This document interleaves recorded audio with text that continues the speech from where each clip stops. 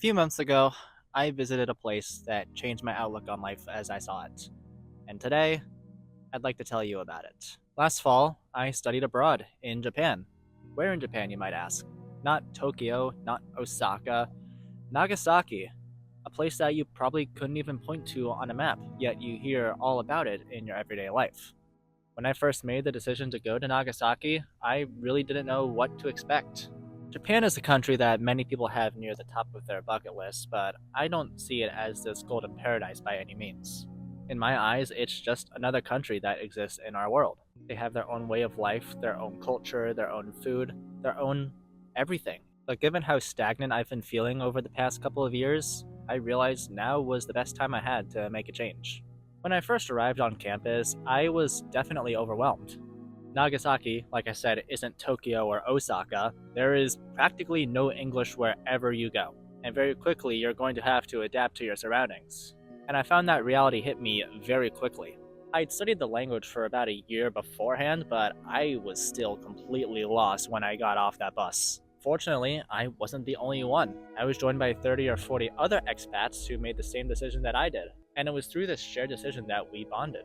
We had all chose to leave something behind: family, friends, our favorite food, all in exchange for a mysterious adventure 14 hours away by plane. No matter any way you slice it, that kind of difference makes a big deal. It's not like you're just going across the country for a vacation, you are on the other side of the world. Ever since coming back, I've felt very stagnant around all parameters. I'm finding it very difficult to interact with my friends back home. I'm more so adjusted to the lifestyle at this point. I've been back here for 3 months now, but the thought's always in my head that a wonderful experience that I cherish for the rest of my life, it's over. And now we're back to reality. But the way I see it, it doesn't always have to be this way. Look, I'm 21, I'll be 22 next month, and I still have a long way to go. I'm used to just sitting behind a computer screen just talking into a microphone. I don't go outside and talk face to face like this.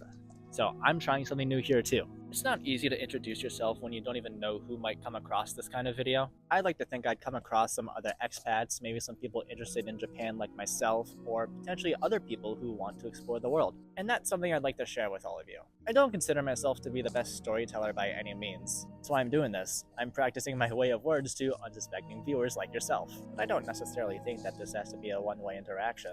I want to hear your stories, where you come from, and how you live your everyday life.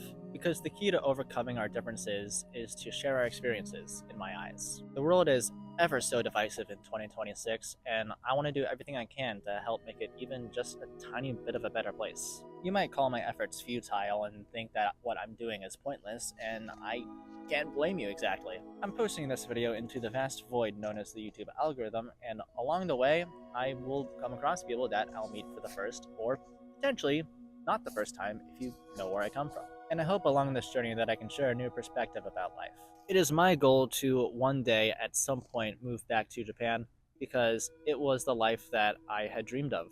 I had full autonomy, full control over my everyday life, and I had a stable group of friends who saw me as their equal. I didn't have to perform to be myself by any means. We all naturally bonded over our unique experiences and our mutual decision to travel across the world. And with this channel, I want to share my journey a little bit. But even though I'm back from Japan now, my journey is far from finished. Like I said, I want to move back there. And no, this is not just blind delusion. This is from someone who's lived there for 3 months at this point. I know I'm going to have to be very careful. I wouldn't want to just move there blindly. I need to save money, find some kind of job, and improve my Japanese to probably at least an N3 or an N2 level. Being N4 is good on its own, but if you want to live in Japan, it's just not going to cut it. I want to keep learning the language, meet new people along the way, and learn more about their everyday lives and what they've gone through. Because like I said, the key to overcoming all of this division in our society nowadays is just to talk to people from all over the world. I can't solve all of our problems, but if I can at least make your day 1% better, that's good enough for me. I'm not a perfect storyteller by any means, and I can't say that this will go into the YouTube Hall of Fame for my fantastic voice of reason, but just like any skill you want to practice, it takes time. Whether you're practicing a sport, whether you're learning a language like I am, or if there's any other hobby that you've taken an interest in.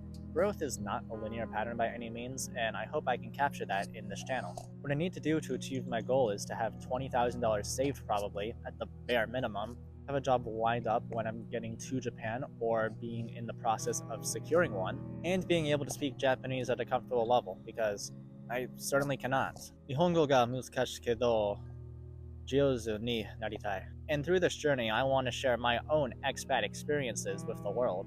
I mean, maybe let's not think that far just yet. This is my first video after all. Posting a first video on any channel is no easy task. Many people want to blow up with their first video, but if you're posting to nobody, there's a very good chance it'll get to nobody. So I'm going to be a little more humble with my introduction.